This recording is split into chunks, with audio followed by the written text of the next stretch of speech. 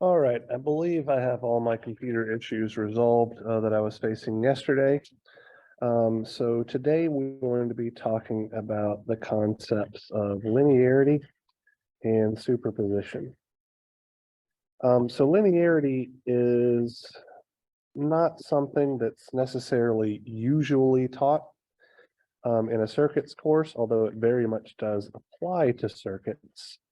But I think it is a very important tool and concept that can be used,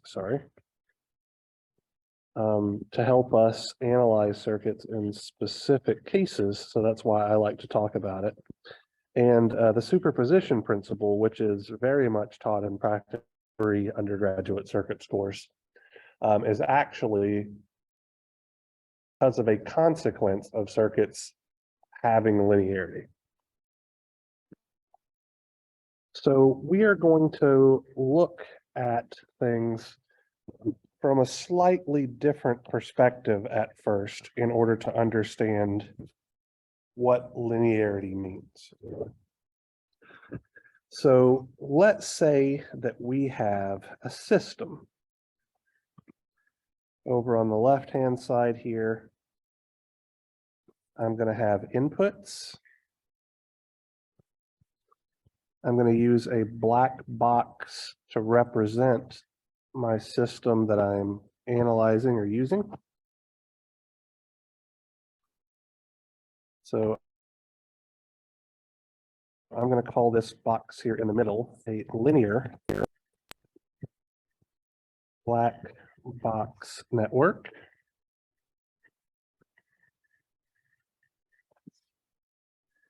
And on the right-hand side over here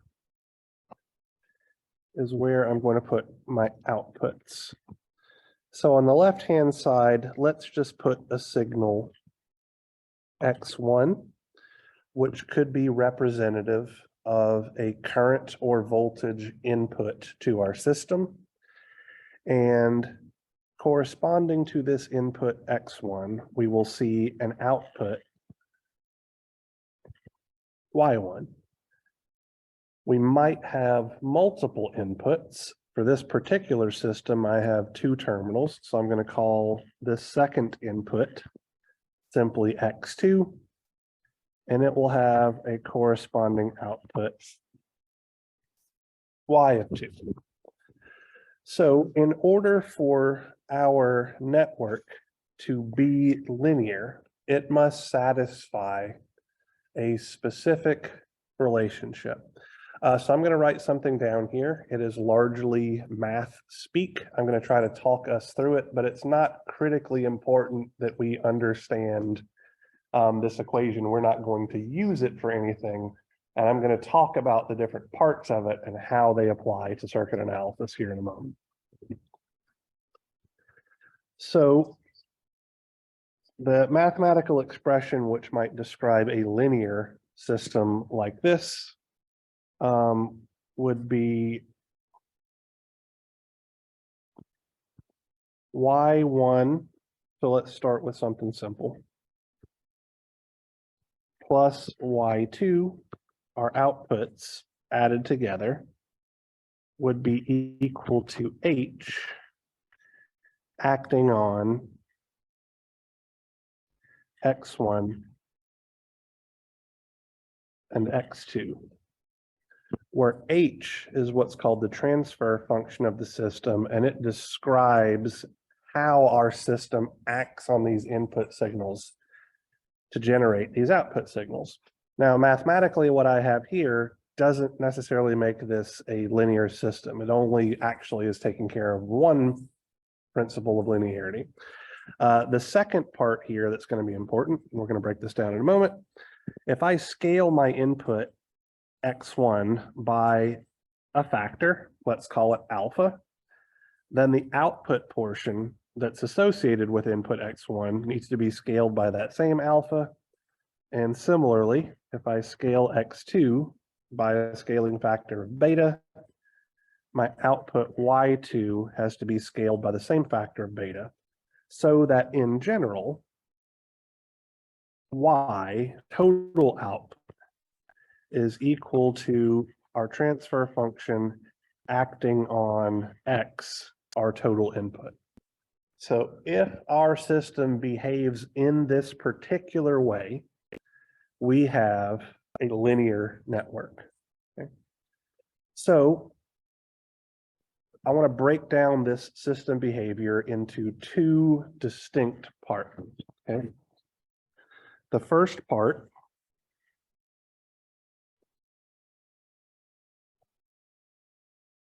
is called the additivity, and I'm misspelling it.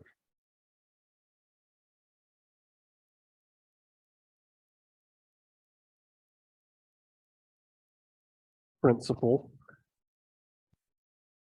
of linearity.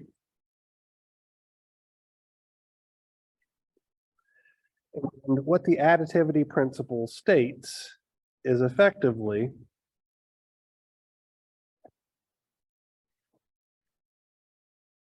if a system obeys or follows the additivity principle,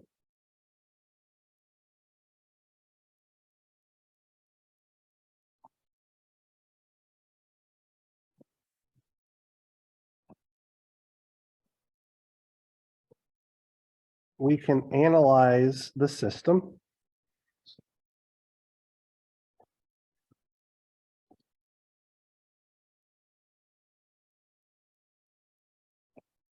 with one independent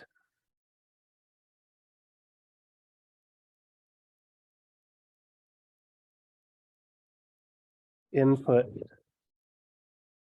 as on, while all others are off,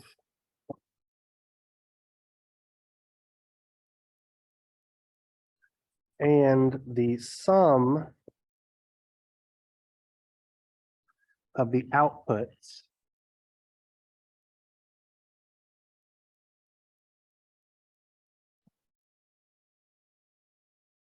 will be the same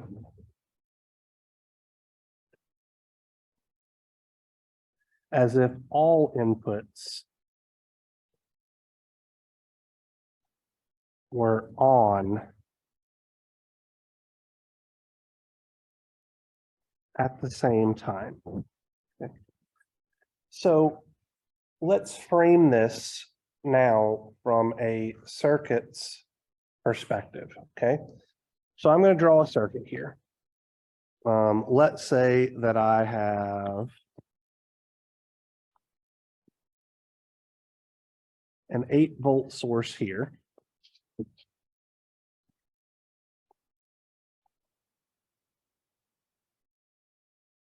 Let's make this a 6-ohm resistor. Let's make this a 10-ohm resistor.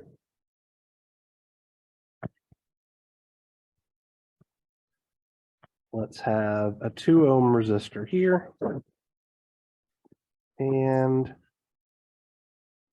let's put a 3-amp current source here.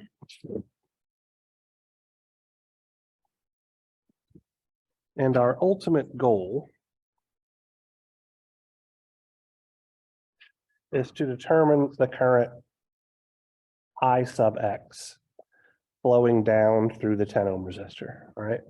So this is our circuit of interest that we are trying to determine the response of. Okay. My inputs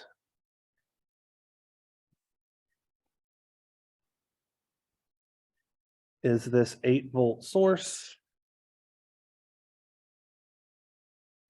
and this 3-amp source, and my output I of X is really going to be Y1 and Y2. So the contribution of the 8-volt source to that current IX plus the contribution of that 3-amp source to the current IX. So we have clearly defined inputs and outputs. So if this system obeys the additivity principle, I can analyze this circuit with both sources on find IX, and it will give me the exact same answer as if I had analyzed the circuit with each source on by itself and then add those results together. So let's prove this, okay? Dr. Hartman, is the inputs the ones in red or black? So X1 is just labeling that 8-volt source is what we're going to be considering an input. X2 is labeling that 3-amp source is also an input. That arrow Y1 plus Y2 is telling us that IX is our output for this system.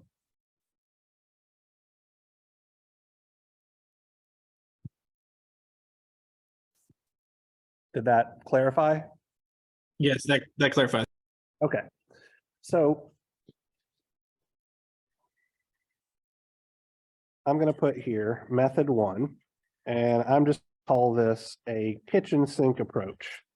And what I mean by that is we are going to just throw stuff at this and use the relationships in order to figure out what our response IX is. Okay. So I'm going to redraw this circuit here really quickly. So here's our 8-volt source. Here is our 6-ohm resistor. Here's our 10-ohm resistor. This is the IX that we're trying to find. Here is our 2-ohm resistor. Here is our 3-amp source, right? So first, we can look at this circuit and we can see a couple of things, okay? There are no resistors that are connected to each other in series, nor are there any resistors that are connected to each other in parallel. So there's no way for us to combine resistors to make this circuit more easy to deal with. Since there's only a single voltage source, there's no way that we can do voltage source combination of any kind. Because there's only a single current source, there's no way for us to do current source combination of any kind. So effectively, this circuit is as simple as it can possibly be. So now we've just got to figure out a way to analyze it, right? So what I'm going to do is I'm going to write some KVL equations, some KCL equations, and some Ohm's law equations and try to figure out if I can solve for IX. So the first thing that I'm going to do is write a KCL equation at that top middle node, okay? So I'm going to have, let's just define currents in this direction for the sake of argument. I'm going to call this current, should be uppercase, my apologies, because it's DC. I6. And I'm going to call this current flowing in. That should obviously be 3 amps because there's that 3-amp source pushing current in that particular direction. Okay. So what I can see by applying KCL at the top middle node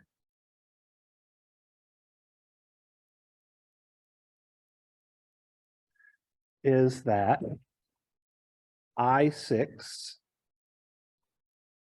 plus 3 amps must be equal to IX. That's simply the currents flowing into the node. I6 plus 3 amps is equal to the current flowing out of that node, which is IX. And I'm going to rearrange this slightly. I'm just going to put my unknown quantities on one side and my known quantities on the other. So to me, this is going to be I6 minus IX is equal to -3 amps here. So 2-part question. A, does my Kirchhoff's current law equation make sense? And B, did I do the algebra correctly?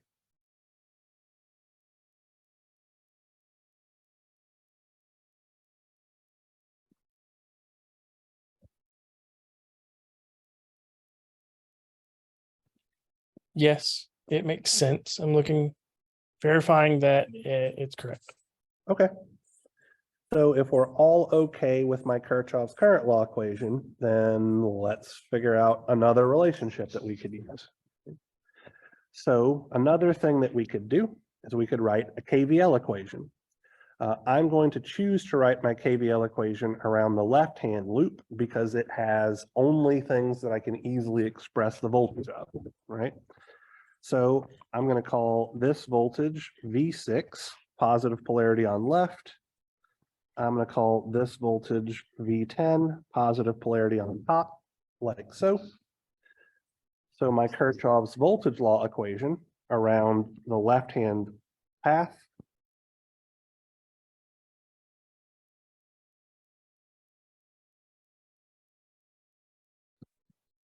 would look like -8 volts plus that voltage V6 plus this voltage V10 is equal to 0. And I can rearrange this guy. This one's going to be pretty easy to say that V6 plus V10 is equal to 8 volts. So once again, does my Kirchhoff's voltage law equation make sense? And then did I do the algebra correctly?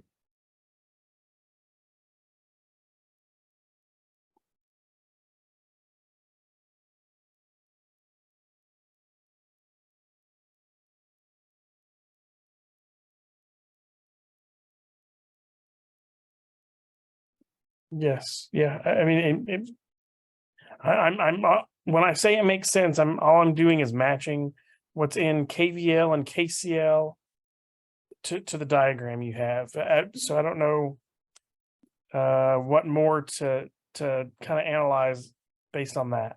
No, that's exactly right. So Okay, based okay. on the schematic representation, if you were to apply Kirchhoff's current law or Kirchhoff's voltage law, would you get those same results that I did? If I you're doing see. it correctly, you should. Okay, right, Yeah. right. Yeah, not trying to be, a high level thing here. It's just, if you were doing this, would you get the same results? I believe you would. Okay. So right now we have 2 equations and we have 4 unknowns, but Ohm's law will actually allow us to relate the quantity I6 to the quantity V6 and the quantity IX to the quantity V10 respectively, right? So if I write my Ohm's law relationships here, based on the direction of current, so I6 is flowing into the positive polarity terminal of V6, I could say that V6 is equal to 6 ohms times I6. And because the current IX is flowing into the positive polarity terminal of V10, I can say that V10 is equal to 10 ohms times IX. Right? So what that's going to allow me to do is substitute these 2 relationships into either one of these equations, but I'm going to choose to do the bottom equation here. So my rewritten KVL relationship, so let me actually just do this. So my KCL relationship, just rewriting this, is I6 minus IX is equal to -3 amps. V6 is going to be 6 I6. I'm going to not worry too much with the units right here. V10 is going to be 10 IX, so plus 10 IX will be equal to positive 8 volts. And now I have a little system that I can solve. We could solve this using substitution fairly easily. We could also use our calculators to set up a system of equations and have it solve them. Typically speaking, that's what I would do if this were a live class session, because that would give me an opportunity to show people how to use their calculators to do this. But because I can't show you all my calculators and all that kind of stuff, nor can you show me yours, we'll solve this using substitution, right? So a simple way to do this using substitution, I'm just going to multiply this top equation by 6 so that I have 6i6 minus 6ix is equal to negative 18 amps, or really just negative 18. Let's throw the units away because I didn't pay attention to ohms. They're not going to work well in a moment. This equation I'm going to leave alone. So I have 6i6 plus 10ix is equal to positive 8. Now I add these guys together. No, actually I subtract. So 6i6 minus 6i6 is 0. Negative 6ix minus 10ix is going to be negative 16ix. Sorry. Negative 18 minus 8 is going to come out to be negative 26.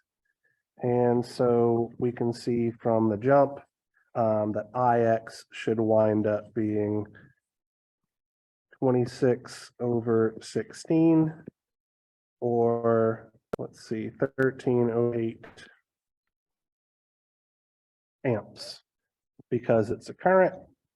That's really the only piece of information that we were actually looking for. So this seems like a reasonable result. Right? If we wanted to, we could solve for I6, but that's not exactly what we were looking for, so I'm going to leave that alone. Okay. So this was one way to solve this problem. I don't think it was a particularly difficult way, but it certainly involved a lot of different steps, and there was a lot of different ways that we could have approached things that would have made our life more difficult. For example, I'm not going to solve for anything here, but actually I'll leave this as red. We could have written a KVL loop around the right-hand path or around the perimeter. And one of the problems that we would have faced, let me just call this V2 like so. I'm also going to have the voltage drop over my current source is going to show up in either of those two KVL equations. And I don't have any relationship that relates that 3 amps to that voltage drop across the current source. So that's just going to introduce another variable that I needed to solve for. Similarly, if I had done Kirchhoff's current law, let's say here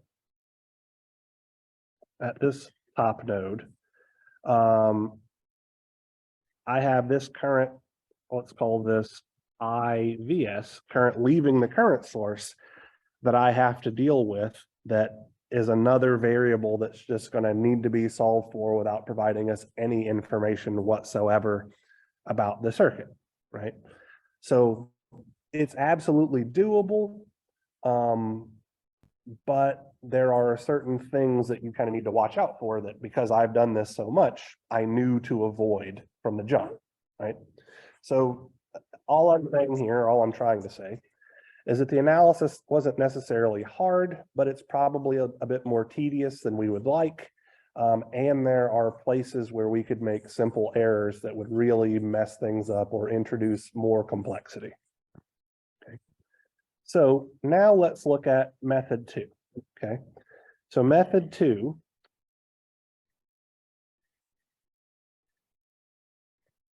is what I'm going to call superposition, because the additivity principle of linearity is literally the exact same thing as the superposition theorem as it applies to circuits. Okay. So we're going to wind up analyzing our circuit twice. Once with the voltage source on and the current source off, and then we're going to analyze it again with the voltage source off and the current source on, and we'll together, they're going to give us this exact same answer. Okay. So let's start with voltage source on and current source off. Okay. So I'm going to redraw my circuit.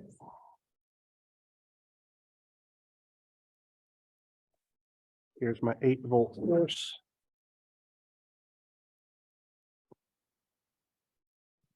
Here is my 6-ohm resistor, if I'm not mistaken. Here's my 10-ohm resistor. I will remember correctly, this is a 2-ohm resistor, and the last thing that we have here to figure out is our current source. Okay. So if we want a current source to be off, what does that mean? This is an odd question, but it's not meant to be a trick question. Would that mean that there's no current? Exactly right. Okay, If the current source is off, that means that it is supplying 0 current.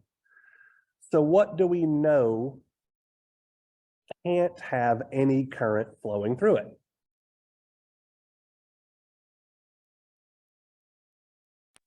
An open circuit? Exactly right. So I'm going to make a note right here. To turn a current source off,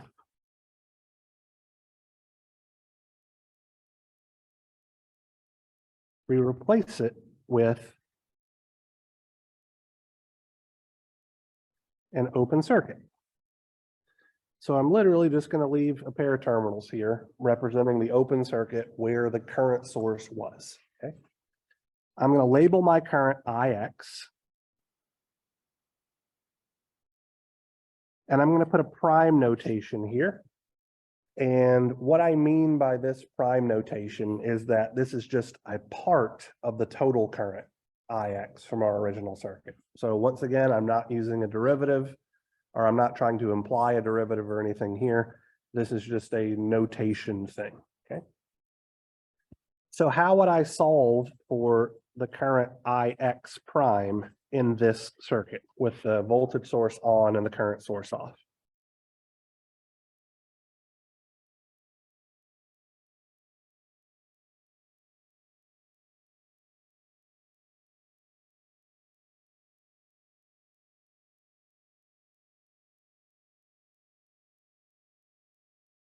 would you multiply the resistor by your 8 volts? So So what does Ohm's law tell us? Well, I'm going to wind up using Ohm's law, but let's talk our way through this a little bit more detailed, right? So we know for sure that no current can branch off and flow to the right through the 2-ohm resistor because the 2-ohm resistor isn't part of a closed current carrying path. Which means if there's any current flowing in the circuit, and I very much believe there will be, it'll simply flow around this loop, right? So we could do KVL here and figure things out. I'm going to be a little bit lazy and just kind of skip a step there. We know that the total voltage drop across the 6-ohm resistor and the 10-ohm resistor is 8 volts. So 8 volts divided by 6 ohms plus 10 ohms is my current IX. So you were multiplying instead of dividing when you told me what the result should be. You got Ohm's law a little backwards, which with practice, that'll go away. So does this representation make sense? Let's start there. Yes, to me, yeah. Yeah, so if V is equal to I times R, then I is equal to V over R. Okay, so I believe pretty strongly that 8 divided by 16 is 1/2. So I'm going to call this 1/2 amp. Okay. The analysis there, not particularly difficult. Let's revisit this same circuit, but now with the voltage source off and the current source on. So I'm going to redraw everything but the voltage source, and then we're going to talk about how to turn it off here in a moment. So here's our 6-ohm resistor. Here's our 10-ohm resistor, and we're going to call this current IX double prime now.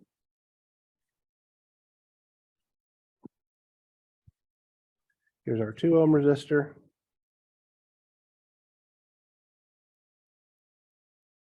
And then we have our 3 amp source. So what does it mean if a voltage source is off? It's supplying 0 volts, right? So what do we know that has to have a 0 volt drop across it? A single wire. Mm-hmm. I'm sorry, what was that? A single wire. Yeah, a wire or a short circuit. Absolutely right. So I'm going to write over here to turn a voltage source off.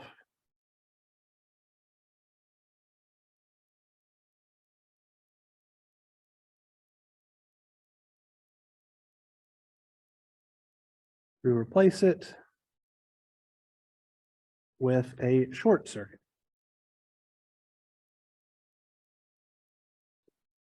So I'm just going to short out where my voltage source was. Okay. So how can I solve for the quantity IX double prime?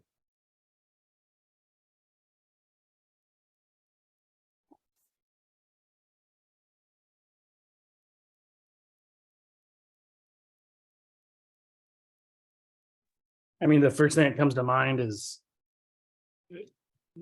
we would have like your volts. So I guess I'm trying to say I'm not sure. Okay, so how I would solve for this current would be to use current division, which was one of the topics that we were supposed to discuss yesterday in class, but I had you guys watch a video instead because of the technical difficulties that I was facing, right?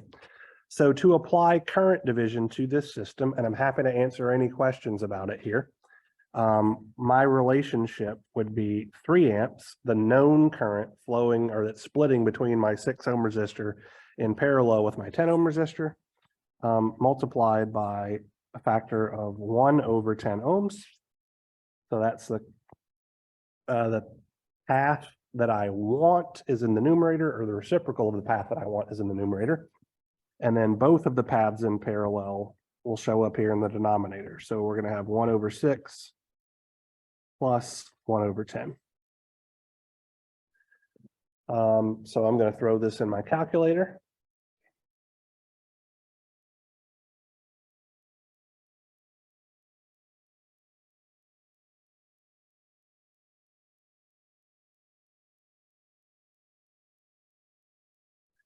And I get IX double prime to be 9/8 of an amp. So before we move along from this step and kind of tie things together, does anybody have any questions about current division? I'm happy to take some time and talk through things.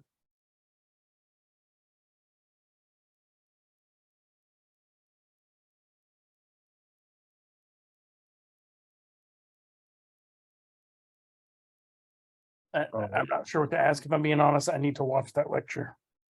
Okay, that's fair. Please do so, because you will be expected to be able to do current division, definitely on your homeworks and exams and all of that kind of good stuff. I'm happy to answer questions about it whenever you figure out whether or not you have any. Okay. But assuming I did current division correctly here, and I very much did, our next step would be to put these results together, right? So we could say that IX is just IX single prime plus IX double prime, which is 1/2 an amp plus 9/8 of an amp. So I believe that 4/8 plus 9/8 is equal to 13/8 of an amp, which is the exact same, the exact same result that we got when we analyzed the circuit with both sources on at the same time. So in this specific instance, using superposition is actually, in my opinion, a little bit easier of a way to solve for this quantity Ix than analyzing the circuit with both sources on at the same time. Now, I say that because I know how to apply current division to solve for Ix double prime in a single step. I knew how to use Ohm's law to solve for Ix prime in a single step. And so it really took me just 3 steps to put all of this together to solve for Ix. Whereas in our original method, you know, I had to write a KCL equation, a KVL equation, 2 Ohm's law equations, put them all together, and then solve a system, right? So to me, that was a little bit more complicated than the circuit analysis involved here to use superposition. This will not always be the case, okay? There are definitely going to be times where superposition will actually make your life more difficult than easier. I'm just trying to show it to you as a tool that can be used, right? Generally speaking, when I choose to use superposition, it's because I can look at the circuit and see I will easily be able to solve for the quantity that I'm interested in using only Ohm's law, KCL, or KVL. Like I want to be able to get that contribution to that quantity within 1 to 2 steps tops. If it takes anything more than that, it's probably not worth our effort of resolving the circuit multiple times. Okay. The only way to really feel that out will be with practice. And actually at the end of this lecture, I want to look at our homework assignment regarding this material and literally tell you, hey, these are problems that are good practice to use superposition on. Some of these others are very much not. So wait until we learn nodal analysis and mesh analysis over our next couple of class meetings, and it'll be an easier way to approach it. All right. So just to recap things, I'm going to make a little table here.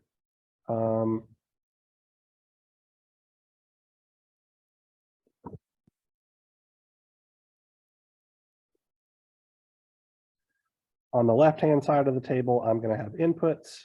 On the right-hand side of the table, I'm going to have outputs. Okay. So for my inputs, we found out that when the 8-volt source and the 3 amp source were on, our output quantity Ix was 13/8 of an amp. When the 8-volt source was on by itself, our output Ix single prime was 1/2 amp. And when our 3 amp source was on by itself, our output quantity was 9/8 of an amp. So this table has captured what we have done to this point. Now I want to talk about the homogeneity or scaling principle.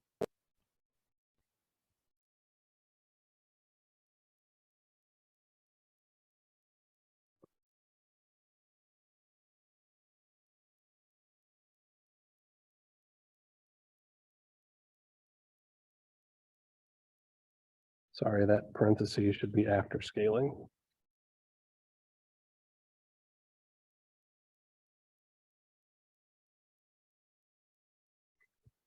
So the homogeneity principle of linearity says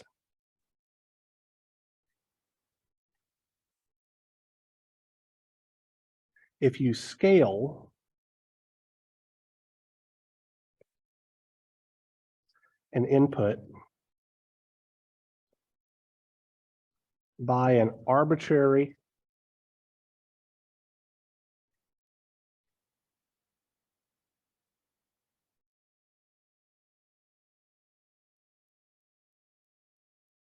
time invariant, that's just a fancy phrase for constant value,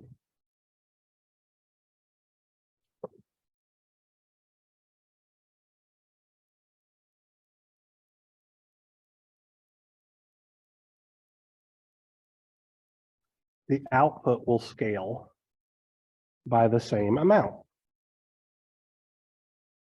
Okay. So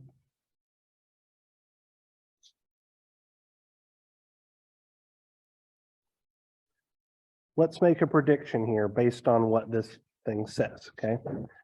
So if I have my 8-volt input and my 3-amp input, and they're both scaled by a factor of 2, what should I predict my output will be? 2 times 13/8. Yeah, so 13/4. Yeah. Okay. So let's test if this works. Okay. So if I scale my 8-volt source by a factor of 2, that means that I'm applying a 16-volt source.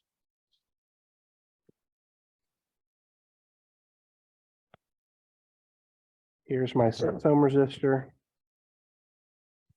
Here's my 10 ohm resistor. This is IX. Here's my 2 ohm resistor. If I scale my 3-amp source by a factor of 2, I have 6 amps. And so now I'm just going to rewrite those KCL and KVL equations, right? So if I apply KCL here, I'm going to call this, let's write it up here. Once again, this is going to be I6. Once again, this is going to be 6 amps. So I'm going to have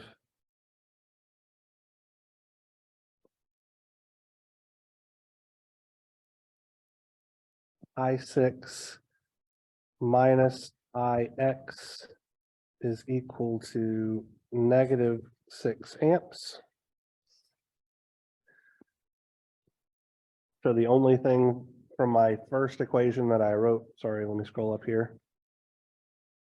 Way up here is that my current should be twice as large. And effectively, we're going to get the exact same result for our KVL relationship, which I should have labeled this.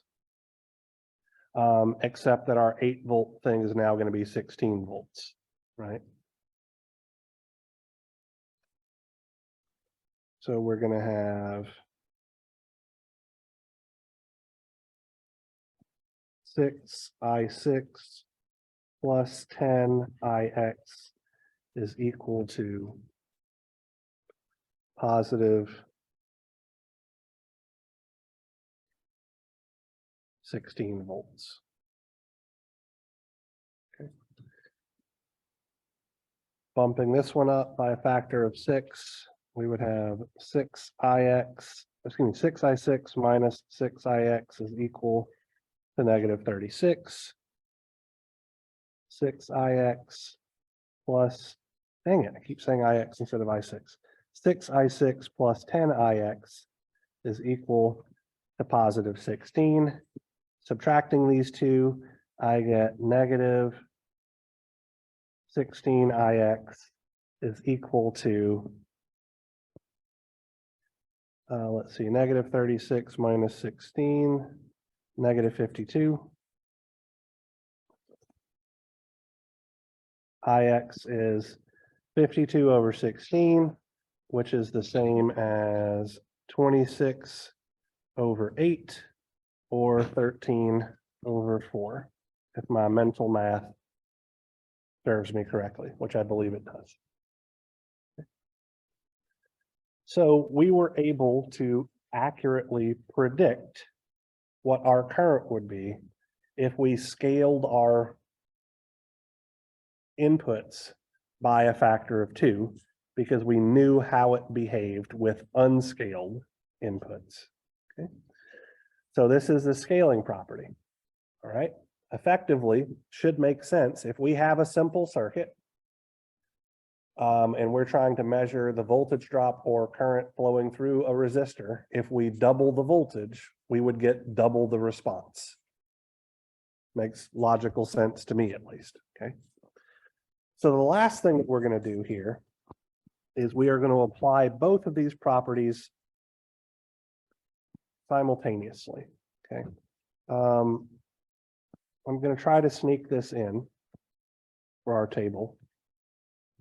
So let's say that I scale 8 volts by a factor of -3. what would my response be with just the 8-volt source on, but it was scaled by a factor of -3? -3/2 amps. Yep. So -3/2 of an amp. And what if I scaled my 3-amp source by a factor of 4? The 4 times 9/8 amps. Right, so 4 times 9/8 would be 9/2, right? Yes. So what if I had both of those quantities at the same time? So if I had -3, my 8-volt source scaled by a factor of -3, and my 3-amp source scaled by a factor of 4. What would I predict the answer would be?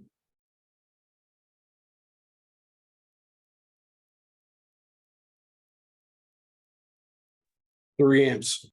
Yeah, so -3/2 plus 9/2 is 6/2, or exactly 3 amps. So if our circuit is linear, it has to obey the homogeneity property and the additivity property simultaneously. So that's what we're going to test, okay? We have made a prediction. We have done no circuit analysis on a circuit where the 8-volt source is scaled by a factor of -3 and a 3-amp source is scaled by a factor of 4. But we have predicted how this circuit will behave if it is a linear circuit, okay? So -3 times 8 is -24. So I'm going to draw that like this. Just put positive polarity on bottom.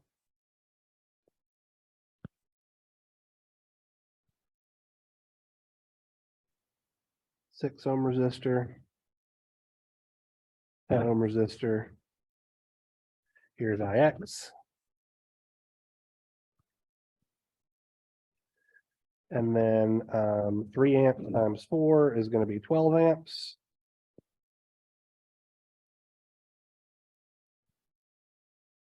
Like so. So this is my current I6. This current flowing in is 12 amps. So once again, we can see, let's see, I6 plus 12 amps is equal to IX. Rearranging this, we have I6 minus IX is equal to -12 amps. For our KVL relationship, this is V6, this is V10. So we're going to have 24 volts plus V6 plus V10 is equal to 0, giving us V6 plus V10 is equal to -24 volts. We know from Ohm's law that V6 is 6I6. We know from Ohm's law that V10 is 10IX. Substituting those relationships in, we get 6I6 plus 10IX is equal to -24. And let me see what's going on in chat here. Okay. So I'm just going to ignore this middle step and multiply this thing by a factor of 6 like I did before and add the results together. And so I'm going to have 6 minus 10 is -16IX is equal to, oh geez, 6 times 12 is -72, or excuse me, 6 times -12 is -72 if I'm not mistaken. Yep. So -72 minus -24.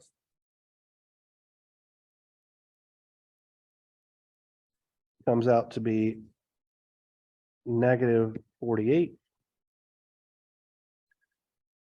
And from this, IX is 48/16, or 3 amps, right? So we predicted how this circuit was going to behave correctly without analyzing it whatsoever by using the principles of linearity. Okay?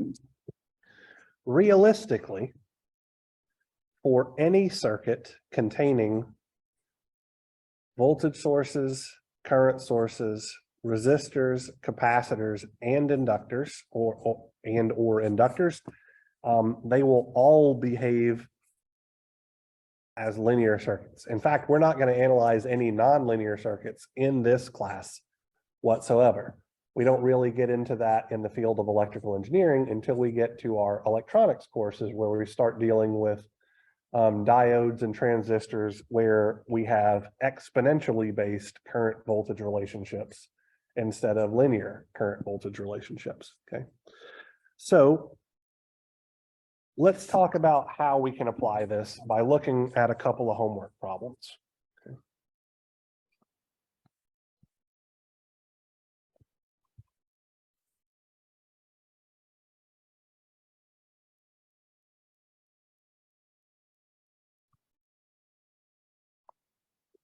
Excuse me. So if I'm not mistaken, we should be on homework set number 5 now. Let's see here. This first problem is resistance and source combination technique, so it has nothing to do with superposition.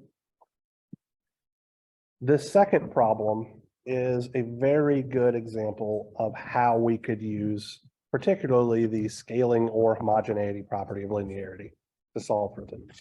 Okay, so let's look at what's asked here. Okay, in part A, we're told that if Ix is equal to 160 milliamps, find Vs. And then in part B, we're asked if Vs is equal to 140 volts, find Ix. So if we solve A or B, we can get the result to, excuse me, we can get the result for the other part simply by using the scaling property without having to do any analysis whatsoever, because we know what the relationship between the input of the system and the output of the system should be, and we can scale it by any amount that we want. So let's work this problem. Do you want to solve part A first or part B first? So part A is effectively working the circuit backwards and finding the voltage source. Excuse me, and part B is working the circuit forward and using the voltage source to find the current.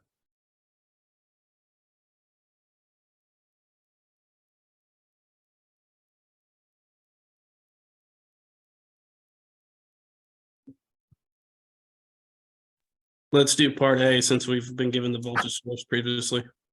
Okay, so part A, so finding the voltage source. All righty. So let me draw this. Do it on a new sheet, if you will.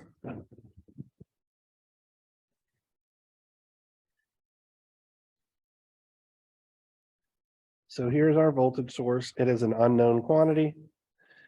And then we have a 2 ohm resistor.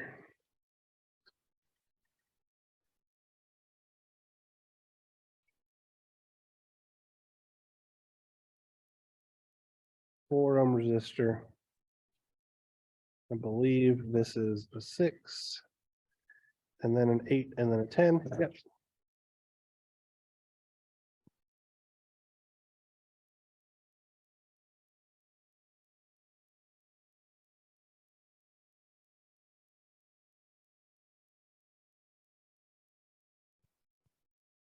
Here's our current Ix. And just so we can check our work, so I can prove a point, I'm actually going to use my value here. So Ix is 160 milliamps. Okay.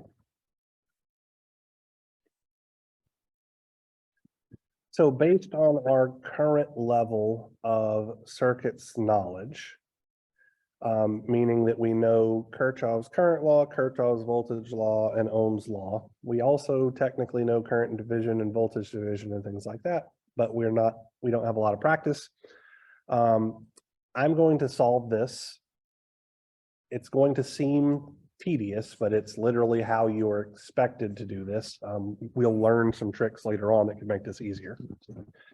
So how I would approach a problem like this, based on your current level of circuits knowledge, would be to just use Ohm's law, KCL, and KVL, right? So I could use Ohm's law to say that the voltage drop across my 10 ohm resistor is just going to be IX times 10 ohms. So 0.16 times 10 looks like 1.6 volts to me using Ohm's law.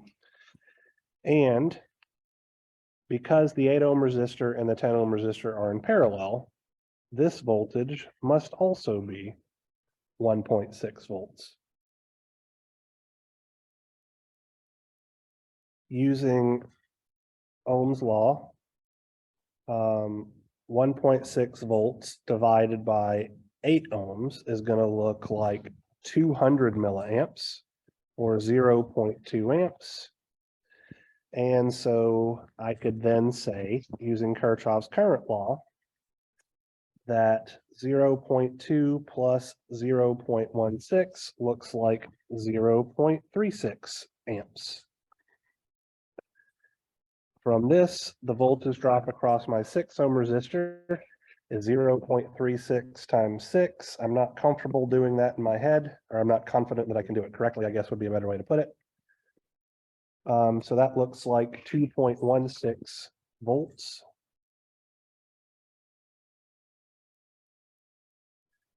Doing Kirchhoff's voltage law, I could then say that the voltage drop across the 4 ohm resistor is 2.16 plus 1.6, so 3.76, if my math serves me right.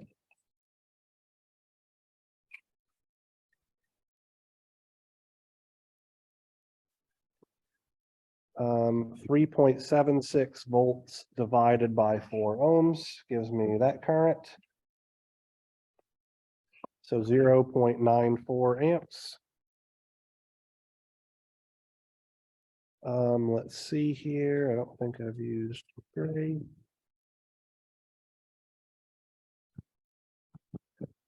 This current in gray is going to be 0.94 plus 0.36. So that's going to look like 1.3 amps.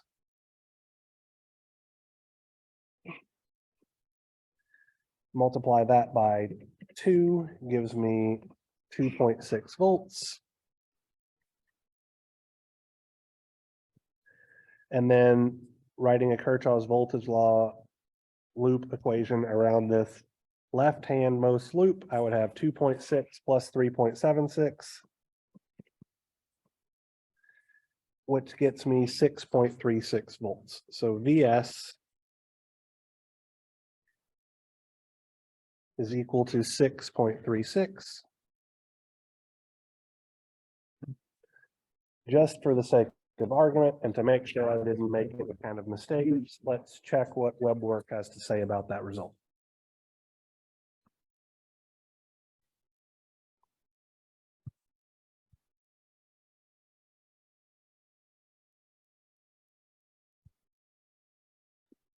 Correct.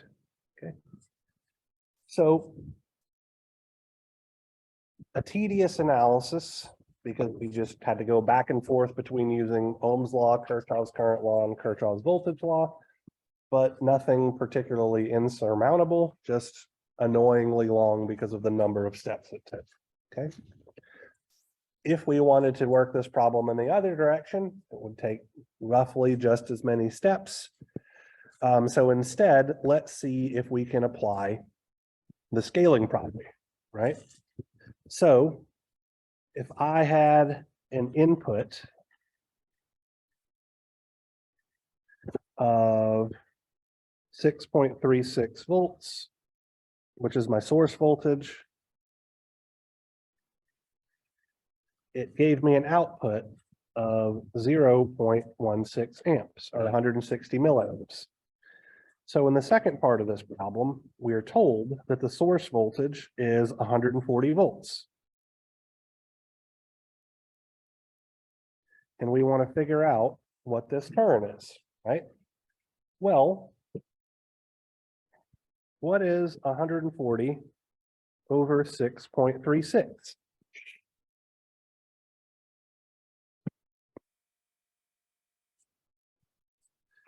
New change. 22.0125 and some change.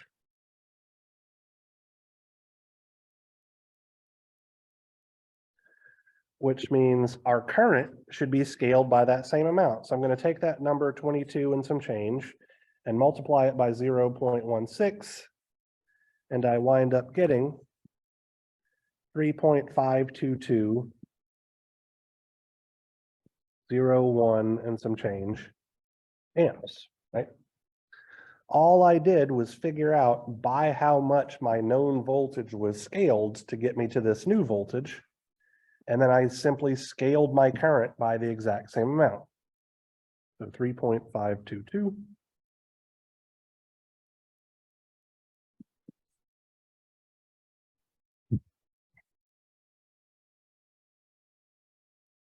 Oops.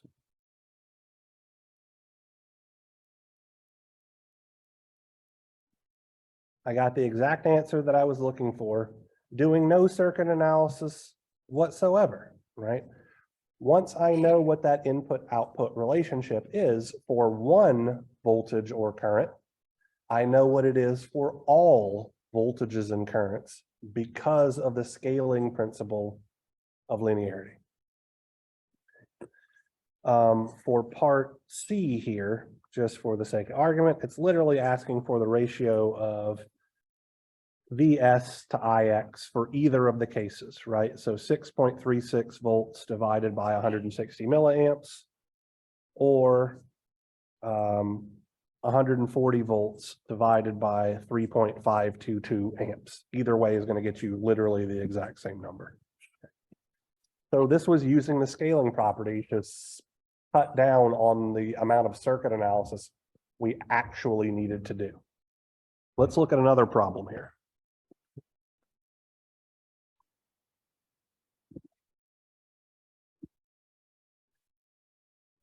So for this problem, it's actually 3 circuits that you're analyzing, which I personally think is a little unfair, but I didn't write it. For part A here, this is going to be good practice using both superposition, voltage division, and current division. So we're going to take a look at part A. For part B and part C, you'd actually wind up having to write a system of equations to solve it, even if you used superposition. So I would argue that for parts B and C of this particular problem, your time is better spent waiting until we learn nodal analysis and mesh analysis to tackle these. Nodal analysis and mesh analysis are formulaic ways to write system of equations to solve circuits. Since these two are going to require us to write a system, I think it's better to wait on those.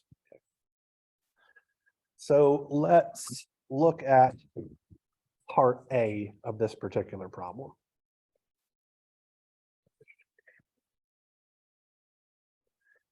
So we have a current source, excuse me, I1 is 3.2 amps direction down.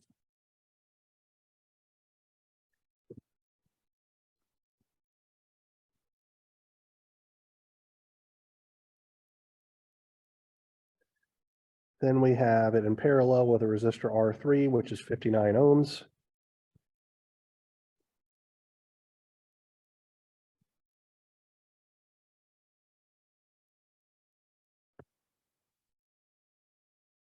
Next, we have that voltage source V2 on bottom, so 43 volts, positive polarity on the left.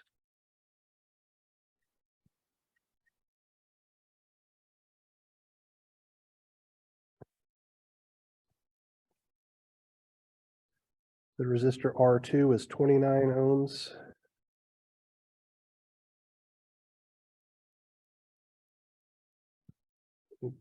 Write that 9 a little more clearly. This is the voltage VY that we're trying to solve for. I believe positive polarity on bottom. Then we have our resistor R1, which is 10 ohms.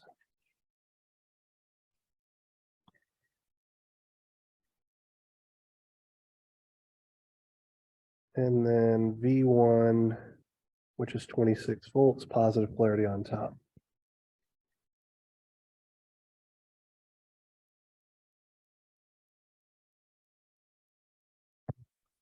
Let me look here real quick. So V1, V2, and I1. All right. So I would like for us to use superposition to solve for this one. Okay. So let's start with V1 on, V2 and I1 off. Okay. We're going to wind up solving this circuit 3 times because we have 3 sources. So with V1 on and our other sources off, our 3.2 amp source is going to look like an open circuit because to turn off a current source, we open circuit it. Here we have our 59 ohm resistor. Here we have our 29 ohm resistor. Our 43 volt source is shorted out. The positive polarity terminal of VY is on bottom, negative polarity is on top. So this is our VY.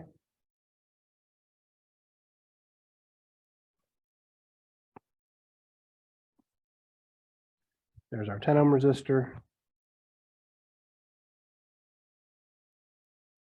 Here's our 26 volt source. So to me, this particular configuration is practically screaming for us to do voltage division. So using voltage division, we would see that, let me call this VY single prime, by the way. VY single prime would be negative 26 volts times 29 in parallel with 59. So that's going to be 29 ohms times 59 ohms over 29 ohms plus 59 ohms divided by 10 ohms plus that 29 in parallel with 59.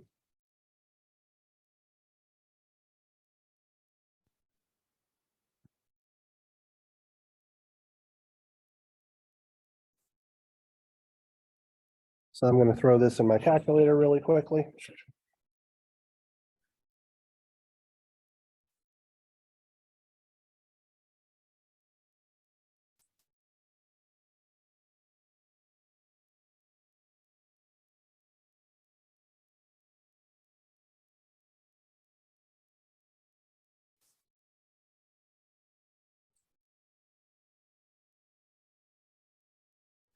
What I get for this is negative 17.169.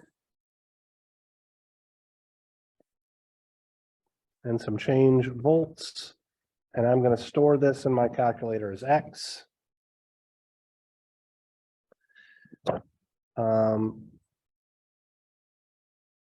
Probably the same situation we had earlier, but does anybody have any questions about how to apply voltage division here?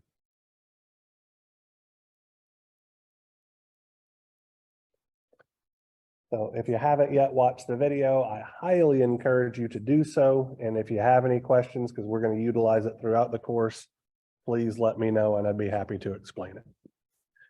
All right, so now with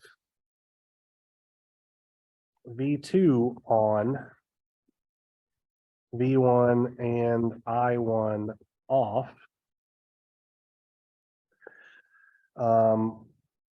our current source is still off, so that's just an open circuit.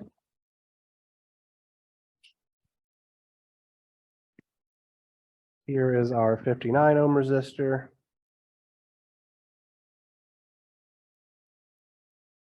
Here is our 29 ohm resistor.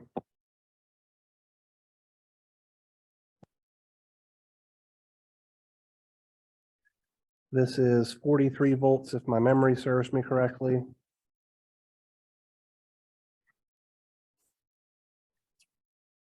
This is a 10 ohm resistor. That voltage source V1 is shorted.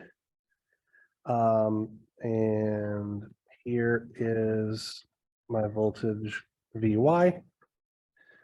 I'm going to do voltage division again here, where now it's the 29 ohm resistor in parallel with the 10 ohm resistor. Right? So VY double prime is going to look like negative 43 volts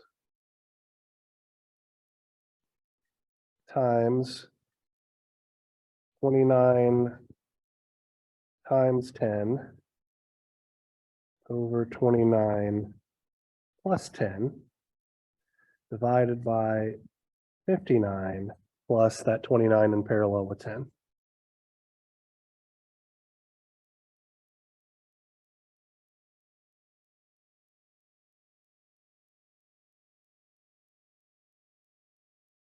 Throwing this into my calculator.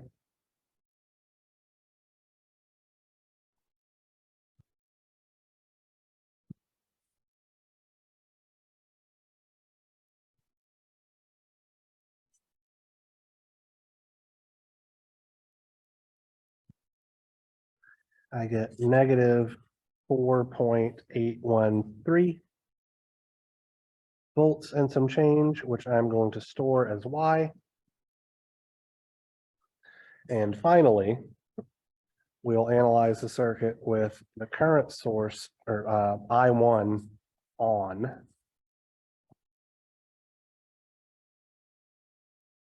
And V1 and V2 off. So let me refresh my memory, 3.2 amps down.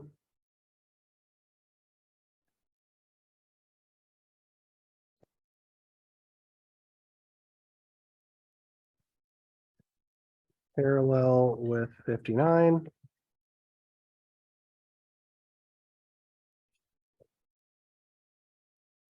In parallel with 29.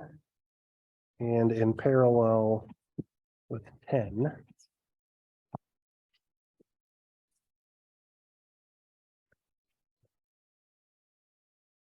Here's VY triple prime, and here I can just use Ohm's law. So VY triple prime is just going to be 3.2 amps times the equivalent resistance of all those resistors connected in parallel. So it's going to be 1 over 59 plus 1 over 29 plus 1 over 10.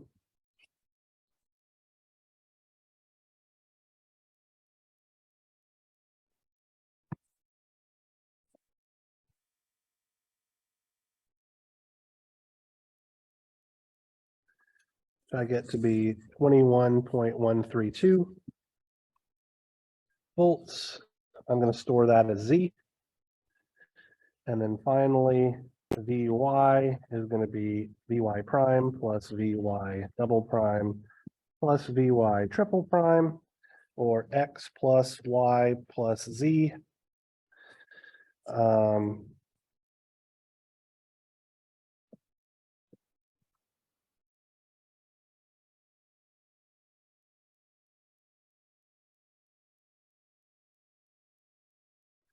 I get to be negative 0.851 volts. Given this try on web work.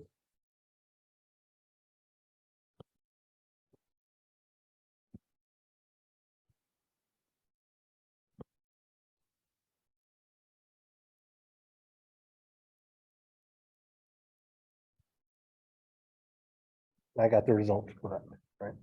So like I said, this problem is a very good practice for applying superposition, which is what we covered today, particularly the additivity principle of linearity. It's also good practice for using voltage division for the first and second steps. Technically, you could use current division for the third step as well, if you were so inclined, but you're going to get the exact same results using Ohm's law. So I just use Ohm's law because it's a little easier, at least for me. Just as one last thing here, If we look at problem 4, this is also a very good circuit to practice superposition on. So yeah, so the only ones that I would encourage you to not use superposition on would be parts B and C of this particular homework problem. And then problem 1 doesn't have anything to do with superposition either. All right, I've talked for 70 minutes straight. So unless anybody has any questions, I hope you guys have a great afternoon, and I will see you on Thursday at our regularly scheduled time of 2 p.m. to talk about nodal analysis.